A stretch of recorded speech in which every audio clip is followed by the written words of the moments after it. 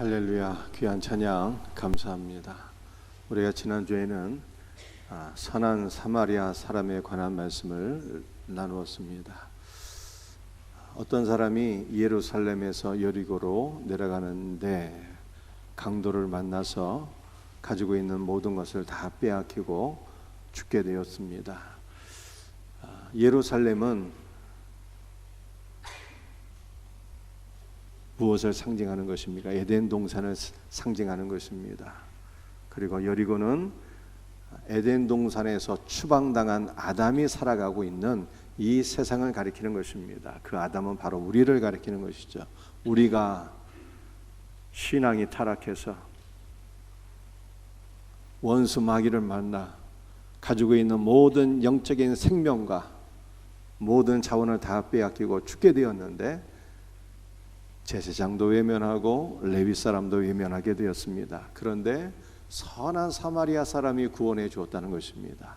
선한 사마리아 사람은 바로 예수님을 가리키는 것입니다. 예수님께서 우리에게 포도주와 기름을 부으시고 당신의 생명과 성령을 부으시고 우리를 그리스도의 짐승에 태워서 그리스도의 주막 안으로 데리고 가서 그 주방 안에서 생명의 말씀으로 우리 모두가 회복되게 되었다라고 하는 것이 선한 사마리아인의 비유에서 말씀하고 있는 핵심이 되겠습니다.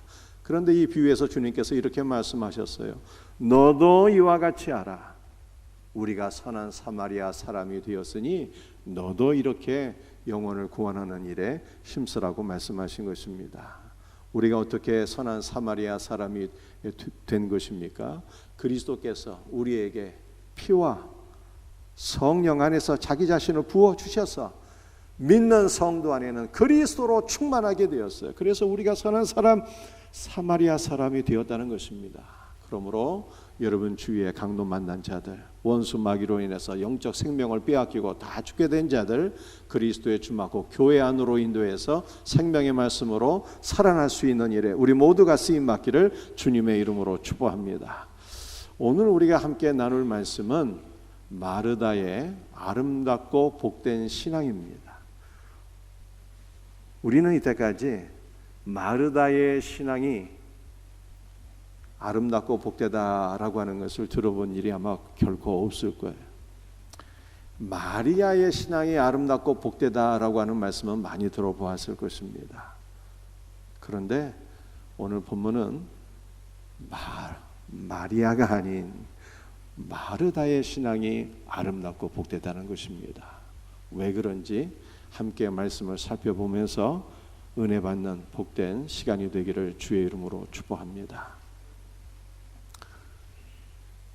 누가복음 10장 38절 말씀을 제가 한번 읽어드리겠습니다. 그들이 길 갈 때에, 한글 성경을 보게 되면 그들이 도대체 누구인가 이렇게 명시되어 있지 않습니다. 그런데 영어 성경을 보니까 예수님과 제자들이라는 거예요. 예수님과 제자들이 길 갈 때에 라고 말씀하고 있습니다. 예수님과 제자들이 길을 갈 때는 언제였습니까? 요한복음 12장 1절 말씀을 보게 되면 그때는 바로 유월절 엿새 전이었습니다. 우리 예수님께서는 유월절 어린 양으로 십자가에서 죽으셨어요. 그러므로 예수님께서 길 갈 때는 십자가에서 운명하시기 엿새 전을 가리키는 것입니다. 예수님께서 제자들과 함께 길을 가시다가 한 마을에 들어가셨습니다. 그 한 마을은 요한복음 12장 1절을 보게 되면 베다니라고 하는 마을이었어요. 여러분들 베다니는 예루살렘 동쪽 3km 떨어진 지점에 위치한 마을이었습니다. 그 베다니라고 하는 마을은 대추 야자나무가 많이 있어서 대추 야자나무의 마을이라 이렇게 불려지던 곳이었습니다. 그 마을에 들어가니 한 여인이 나와서 예수님을 영접했어요. 그 여인은 누구였습니까? 바로 마르다였어요. 마르다. 여러분들 마르다는요 이름의 뜻이 여주인입니다. 여주인. 그러니까 마르다의 이름의 뜻이 여주인이라고 하는 것은 긍정과 부정의 의미가 있어요. 먼저 긍정의 의미는 부모님이 다 일찍 돌아가시고 없는 상황 속에서 마르다가 그 가정의 실질적인 가장 역할을 했다는 뜻입니다. 마르다에게는 오빠가 있었는데 오빠인 나사로조차 중병에 걸려서 가족들을 부양할 수가 없었습니다. 그래서 마르다가, 둘째인 마르다가 오빠와 여동생인 마리아를 먹여 살리는 실질적인 여주인이었고 가장이었다라고 하는 것입니다. 마르다는 성실하고 책임감이 있는 가장이었어요. 그런데 이 마르다가 여주인이라고 하는 것은 부정적인 의미도 있습니다. 왜 부정적인 의미가 있을까요? 마르다가 예수님을 자신의 집으로 영접했는데 자신은 여주인이고 예수님을 손님으로 영접했다는 뜻이 되는 것입니다. 주인이 손님을 맞이할 때는 물론 정성과 예의를 다해서 손님을 맞이하고 섬기지만 자기가 주체가 되고 자기가 주인이 되어서 자신의 집에서 자신의 자원으로서 손님을 접대하는 것입니다. 여러분들, 우리는 예수님을 섬길 때 예수님과의 관계에서 가장 기본적인 사항들을 몇 가지 점검하지 않으면 안 됩니다. 예수님은 우리의 손님이 아닌 것입니다. 예수님은 우리의 주인임을 믿으시기를 바랍니다. 예수님은 우리의 주인이 되시고 우리는 그리스도의 종이 되어서 그리스도를 섬겨야 되는 것입니다. 나의 자원으로 섬기는 것이 아니라 그리스도께서 주신 그리스도의 자원으로 섬겨야 되는 것입니다. 여러분들, 우리의 자원은요 언제나 한계가 있습니다. 그것이 시간이든 물질이든 체력이든 한계가 있어서 우리의 자원은 곧 바닥에 드러나게 됩니다.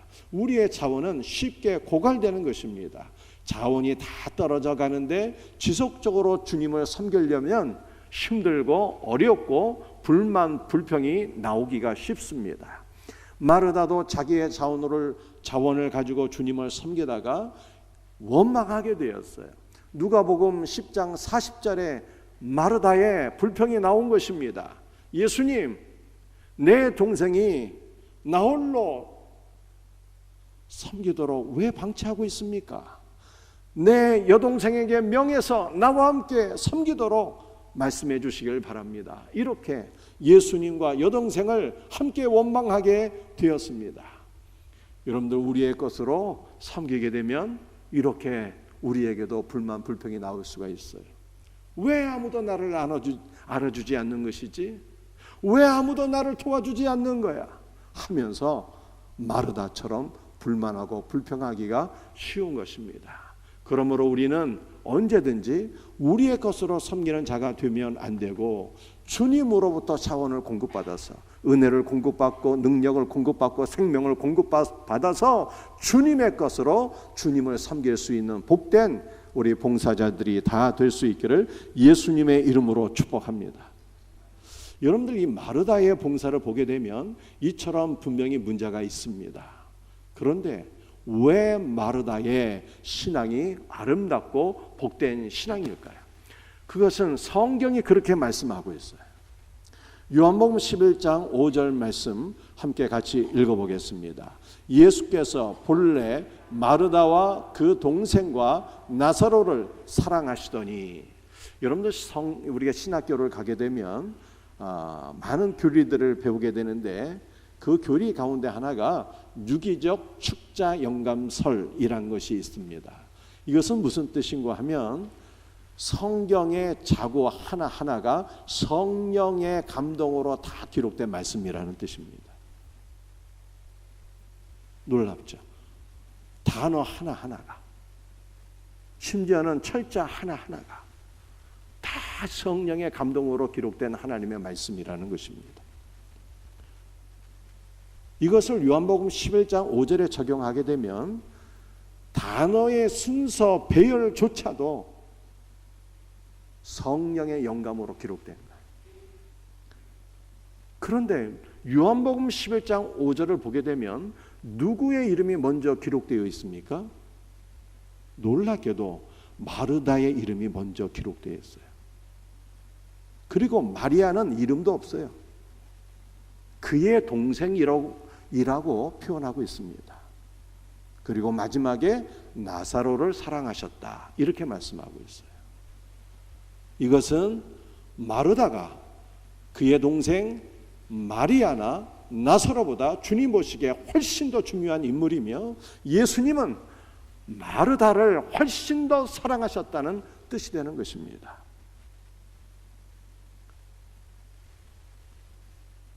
여러분들, 우리가 이 마리아와 나사로의 신앙을 살펴보게 되면 이분들의 신앙도 정말로 아름다운 신앙이에요. 우리가 본받아야 될 신앙인 것입니다. 그런데 놀랍게도 마르다의 이름이 먼저 기록되어 있잖아요. 우리가 마리아의 신앙을 한번 살펴볼까요? 39절 말씀을 우리 한번 같이 읽어보겠습니다. 그에게 마리아라 하는 동생이 있어 주의 발치에 앉아 그의 말씀을 듣더니. 마리아는 주님의 발치에 앉아서 말씀을 들었습니다. 여러분들이 주님이라고 하는 것은 두 가지 뜻이 있는데요. 하나는 여호와 하나님이다 라고 하는 뜻이 있고요. 또 하나는 이 주님이라고 하는 단어는요, 예수님 당시에 온 세상에 딱 한 명에게만 부여된 호칭이었는데, 그건 바로 로마 황제에게 부여된 호칭이었어요. 로마 황제가 온 세상의 주인이다 이런 뜻입니다. 그런데 마리아는 예수님께서 여호와 하나님이시며 그분이 온 세상의 황제요 주인인 것을 믿고 그의 발치에서 주님을 경배했다 이런 뜻이에요. 마리아의 신앙은 주님의 발치에서 오직 예수님만 경배하고 높이고 예배드리는 신앙이었습니다. 마리아는 주님의 발치에서 주님의 말씀을 들었는데 능동태로 들었어요. 건성으로 듣지 않고 귀를 기울여 경청하며 말씀을 통해서 은혜와 생명을 공급받으며 그렇게 풍성한 은혜를 누린 것입니다. 이러한 마리아가 예수님께 놀라운 헌신을 하게 돼요. 요한복음 11장 2절 말씀입니다. 마리아는 향유를 주님께 부었어요. 여러분들, 마리아가 향유를 주님의 머리에 부었다는 것이 무슨 뜻이겠습니까? 마리아가 주님께 부은 향유는 식물성 열매를 으깨어서 만든 최고급 향유였는데, 이 향유를 주님의 머리에 부은 것은 예수님의 장례를 미리 준비한 사건이었습니다. 말씀을 듣다가 마리아가 깨닫게 되었어요. 예수님은 나의 구원자이시며 그분은 온 인류의 구원자인 것을 깨닫고 믿으며 우리의 구원자로 오신 예수 그리스도의 죽으심을 향유를 부어서 미리 준비한 것입니다.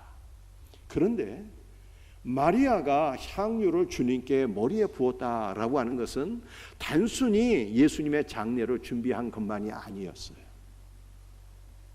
사랑하는 성도들이요, 예수님은 어떤 분이실까요? 예수님은 성령 안에서 자신을 우리에게 기름 부어 주시는 분이에요. 그래서 우리 안에는 그리스도의 충만함이 있는 것입니다. 이 믿음으로 살아가는, 이 믿음으로 그리스도의 충만을 누릴 수 있는 우리 복된 성도들이 되시기를 축복합니다. 여러분들, 마리아가 향유를 주님께 부어 드렸다라고 하는 것은요, 예수님께서 성령 안에서 마리아에게 자기 자신을 부어 주셨기 때문에 마리아는 그리스도로 충만한 자신의 영과 그리스도로 충만한 자신의 마음을 예수님께 다시 부어 드렸다는 뜻입니다. 그러므로 예수님과 마리아는요, 완전한 상호 일치와 연합을 이루게 되었어요. 예수님은 성령 안에서 마리아에게 자신을 기름 부어 주시고, 마리아는 그리스도로 충만한 자기 자신을 주님께 기름 부어 헌신한 것입니다. 여러분들, 이것이 우리에게 경험되어지는 은혜가 있기를 바랍니다.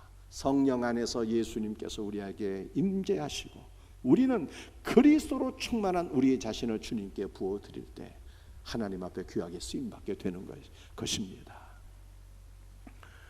그러니까 이 마리아의 신앙이 얼마나 복됩니까? 그런데 성경은 마르다의 신앙이 훨씬 더 복되고 가치가 있다는 거예요. 왜 그럴까요? 이 말씀은 잠시 후에 살펴보겠습니다. 나사로의 신앙은 어떻습니까? 요한복음 11장 11절 말씀을 제가 읽어드리겠습니다. 우리 친구 나사로가 잠들었도다. 그러나 내가 깨우러 가노라 라고 예수님 말씀하셨어요. 여러분들, 잠들었다라고 하는 것은 죽었다는 뜻입니다. 성경에서 신자의 죽음을 잠들었다 이렇게 표현한 것은 다시 깨어날 것을 전제하기 때문에 그렇습니다. 다시 부활하게 될 것을 전제하기 때문에 신자의 죽음을 잠들었다 이렇게 표현하는 거예요.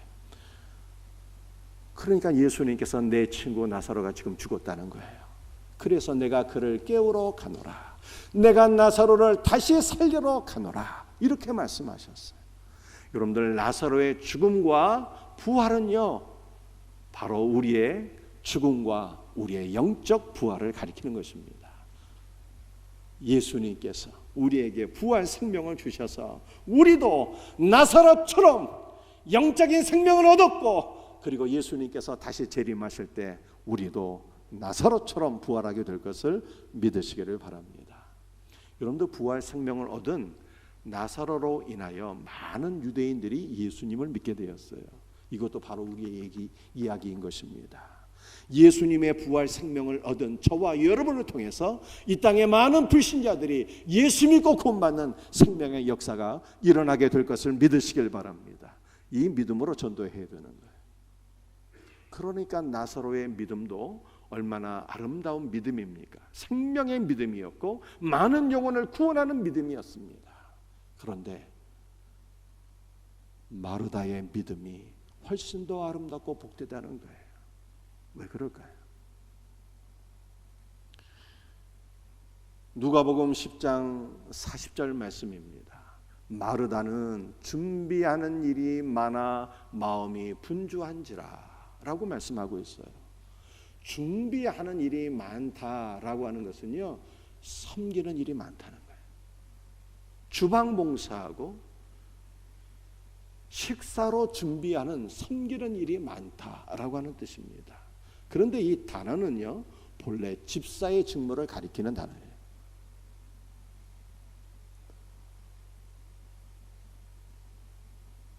마르다는 준비하는 일이 많아서 마음이 분주했어요. 이 분주하다라고 하는 뜻은요, 마음이 너무 어수선했다 이 뜻이에요. 이게 무슨 뜻인가 하면, 마르다는 주님을 위해서 봉사할 일이 너무 많았는데 가만히 보니까 옆에서 여동생 마리아가 예수님의 팔치에 앉아서 말씀을 듣고 은혜를 받는 거예요. 마르다의 마음이 어땠을까요? 나도 내 동생처럼 예수님의 말씀을 듣고 싶어.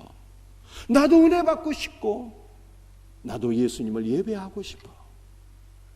그런데 나마저 주님의 말씀을 들으면 예수님의 밥상은 누가 차리지?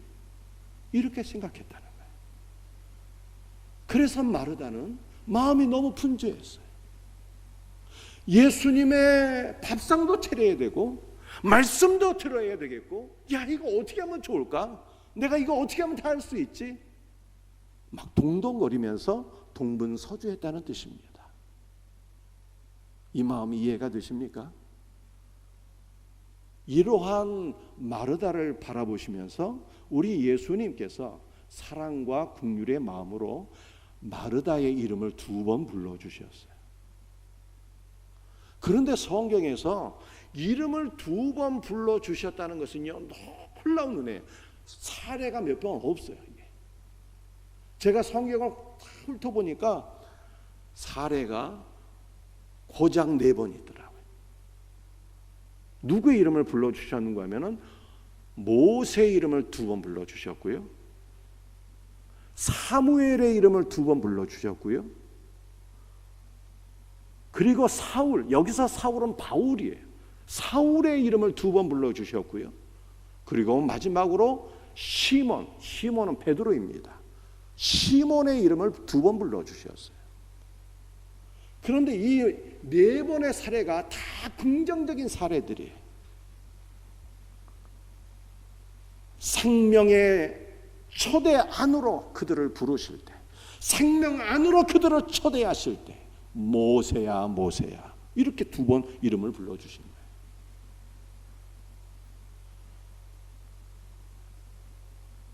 귀한 믿음의 사역자가 될 수 있도록 그들을 부르실 때, 사울아 사울아 그렇게 이름을 2번 불러주신 거예요.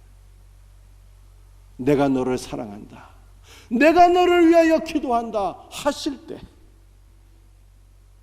시몬아 시몬아 이렇게 이름을 불러주신 것입니다.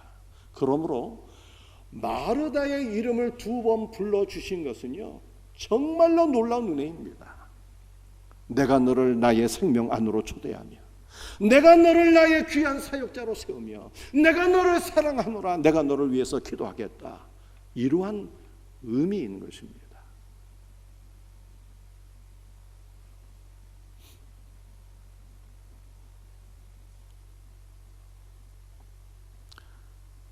예수님께서는 마르다의 이름을 2번 불러주시면서 그에게 매우 귀한 영적인 교훈을 주셨는데, 그 교훈의 말씀이 41절과 42절 말씀이에요. 한번 같이 읽어보겠습니다. 주께서 대답하여 이르시되 마르다야 마르다야 내가 많은 일로 염려하고 근심하나 몇 가지만 하든지 혹은 한 가지만이라도 족하니라. 많은 일로 염려하나, 이 염려라고 하는 것은요, 마음이 나뉘어진다는 뜻입니다. 마르다의 마음이 나뉘어졌잖아요. 야, 이거 예수님의 밥상도 차려야 되겠고, 말씀도 들어야 되겠고, 마음이 나뉘어지게 되었어요. 그랬더니 근심하게 된 거예요. 근심은 고통스럽다 이 뜻이에요. 여러분들, 우리가 봉사할 때요, 기쁨과 감사함으로 봉사하셔야 됩니다. 그런데 마음속에 근심과 고통으로 봉사하게 되면 이러한 봉사는 문제가 있는 거예요. 주님이 받지를 않으셔요. 그렇다면 우리는 어떻게 기쁨과 감사함으로 봉사할 수 있을까요? 그 비결을 주님께서 가르쳐 주신 거예요. 주님 말씀하시기를 몇 가지만 하든지 한 가지만이라도 족하니라, 이렇게 말씀하셨어요. 여러분들, 여기서 몇 가지라고 하는 것은요,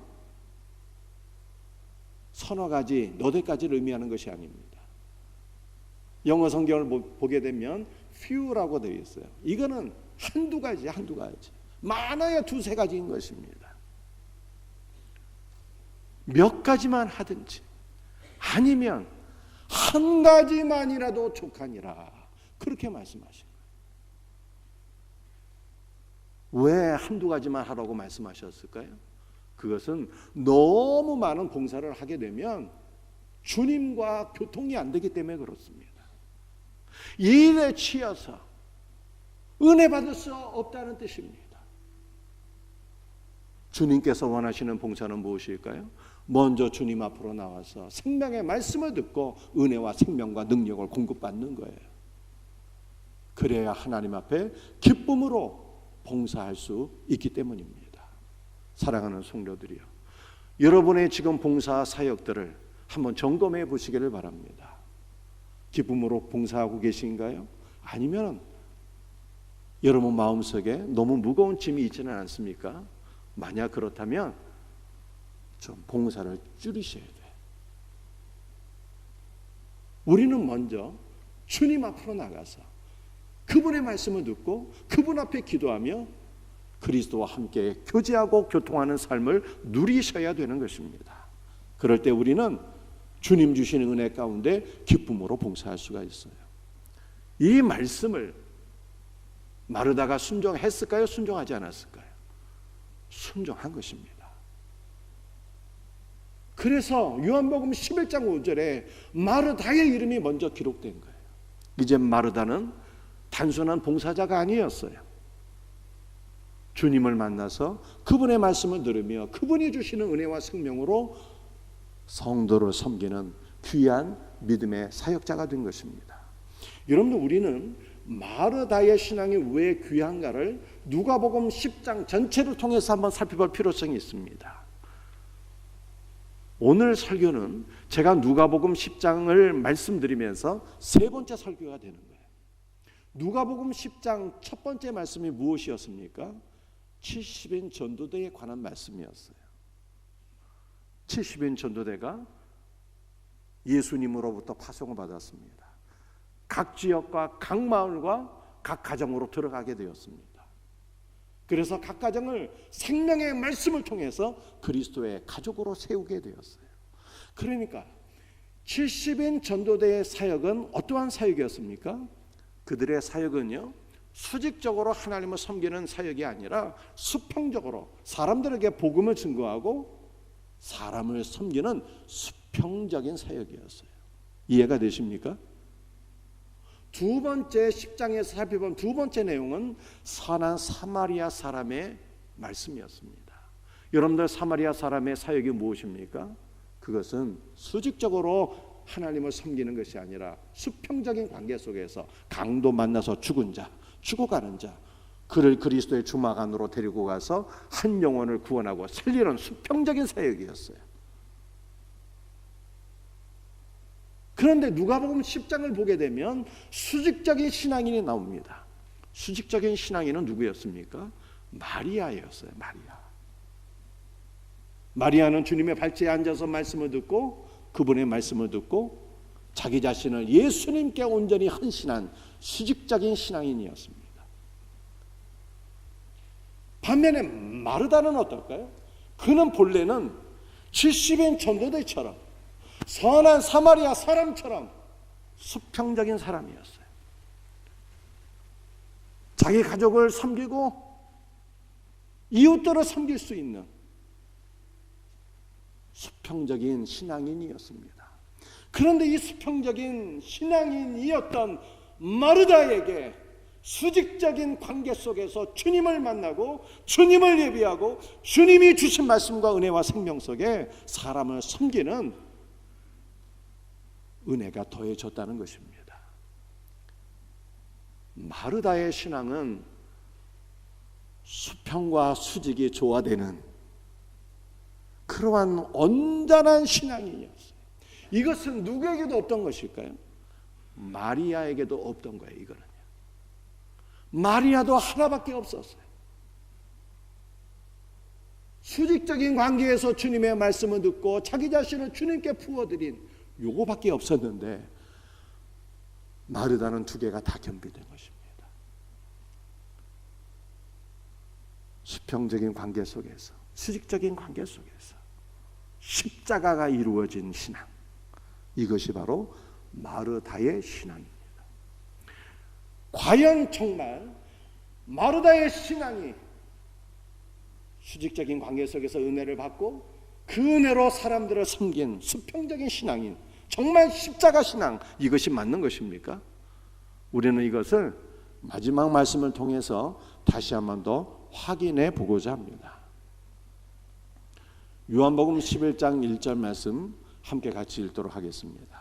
어떤 병자가 있으니 이는 마리아와 그 자매 마르다의 마을 베다니에 사는 나사로라. 이 베다니에 대해서는 제가 이미 간단한 설명을 드렸습니다. 예루살렘 동쪽 3km 정도 떨어진 지점에 위치한 마을이라고 말씀드렸어요. 그런데 이 베다니라고 하는 단어는 두 가지 의미가 있습니다. 하나는 이 벳이라고 하는 것은 집이라고 하는 뜻이에요. 그리고 안이라고 하는 단어는 가난, 고통이라는 뜻입니다. 이 베다니가 두 단어의 합성어라는 것이죠. 벳과 안이의 합성어인데 벳은 집이요, 안이는 가난, 고통이에요. 그래서 베다니는 고통받는 자들의 집, 가난한 자들의 집, 이런 뜻입니다. 그런데 이 베다니의 두 번째 뜻이 있는데 이것은 대추 야자나무의 집이다라고 하는 뜻이에요. 여러분들 우리가 이스라엘을 성지순례 가게 되면 대추 야자나무의 열매를 먹어볼 기회가 있습니다. 그런데 이 대추 야자나무는 우리나라의 대추와도 약간 비슷해요. 그런데 그 크기가 벌써 다릅니다. 우리나라 대추는 조그맣지 않습니까? 성경에 기록된 이 대추 야자나무의 열매는요, 어린 아기의 주먹만 합니다. 엄청 커요. 그리고 이 열매가 있게 되면은 얼마나 달콤한지 모릅니다. 대추 야자나무에서 이 나무의 열매가 푹 있게 되면 열매가 떨어지게 돼요. 떨어지게 되면 땅에서 발효가 되는데요, 푹 익고 발효까지 된 이 대추 야자나무의 열매는 꿀보다 더 달아요. 그래서 여러분들이 복음서를 읽어보게 되면 세례 요한이 메뚜기와 석청을 먹었더라. 이 석청은 돌틈에 끼인 꿀 아닙니까? 석청을 먹었다 이렇게 말씀하고 있는데, 세례 요한이 먹은 석청은 바로 대추 야자나무가 그 열매가 땅에 떨어져서 익고 발효까지 된 것을 의미하는 것입니다. 꿀보다 더 달아요. 그 열매가 돌틈에 끼어 있었다는 거예요. 세례 요한이 바로 그것을 먹은 것입니다. 그런데 이 대추 야자나무는 또 특징이 그 나무의 열매가 너무 풍성합니다. 많은 열매를 맺게 돼요. 그래서 대추 야자나무는 그리스도의 생명을 상징하는 것입니다. 여러분들 이 베다니라고 하는 것은요, 무엇을 가리키는가 하면 바로 베다니가 교회였다는 거예요. 베다니 교회는 어떤 교회였습니까? 많은 고통받는 자들, 가난한 자들이 들어와서 그리스도의 생명 가운데 치유되고 회복되고 그들이 받던 고통이 다 회복되어서 그들의 삶이 너무 달콤하고 행복하고 아름답게 변화가 되었다는 뜻입니다. 여러분들 베다니 지역의 사람들, 고통받는 사람들, 질병으로 시달리는 사람들, 마음이 아픈 분들, 영적으로 고통받는 이들, 수많은 사람이 베다니 교회에 들어와서 치유받고 회복되고 아름답고 복된 삶을 누리게 되었어요. 어떻게 이러한 놀라운 변화가 있게 된 것입니까? 그것은 바로 이 베다니 교회에 가장 아름다운 신앙인이 있었는데 그 신앙인이 바로 마르다였어요. 마르다가 그리스도의 사랑과 은혜와 생명을 공급받아서 가난하고 고통받는 자들을 섬겼더니 마르다의 섬김을 통해서 그 고통받는 자들이 위로받고 치유되고 온전한 믿음의 사람으로 세워지고 그들의 삶이 다 치유가 되었다는 거예요. 사랑하는 성도들이요, 우리의 생명샘 교회가 베다니 교회가 되기를 주의 이름으로 축복합니다. 많은 고통받는 자들이 생명샘 교회에 들어와서 그리스도의 생명 가운데 치유되고 회복되어서 마음이 기쁨이 넘치고 감사가 넘치고 그들의 삶이 달콤한 인생 되기를 축복합니다. 어떻게 이렇게 될 수 있을까요? 그것은 바로 우리가 마르다가 되면 된다 이 뜻이에요. 마르다가 되면. 마르다의 신앙은 십자가 신앙이에요. 수직적으로 주님을 만나서 그리스도의 영과 생명을 공급받아 주님의 은혜 가운데 섬기는 거예요. 섬기는 거. 고통받는 이웃들을 섬길 때 우리를 통해서 우리 교회가 베다니 교회가 되어서 많은 고통받는 자들이 치유되고 회복되는 역사가 일어나기를 주님의 이름으로 축복합니다. 말씀을 마치겠어요. 마르다의 신앙은 십자가 신앙입니다. 70인 전도대 선한 사마리아 사람, 이들의 신앙은요 수평적인 신앙이에요. 마리아의 신앙은 수직적인 신앙입니다. 그런데 이 수평과 수직이 만나게 되어서 십자가를 이루게 되었는데 이 신앙이 바로 마르다의 신앙이었어요. 때문에 요한복음 11장 5절에서 우리 예수님께서 마르다의 이름을 먼저 언급하신 거예요. 마르다와 그의 동생과 나사로를 사랑하셨다, 이렇게 말씀하고 있어요. 우리의 신앙도 십자가의 신앙 될 때 주님께서 우리를 더욱더 사랑하시고 우리를 통해서 더욱더 그리스도의 놀라운 생명의 역사들이 충만하게 넘치게 될 것을 믿습니다. 이 놀라운 은혜가 저와 여러분에게 경험되어지기를 주님의 이름으로 축복합니다. 찬송합니다.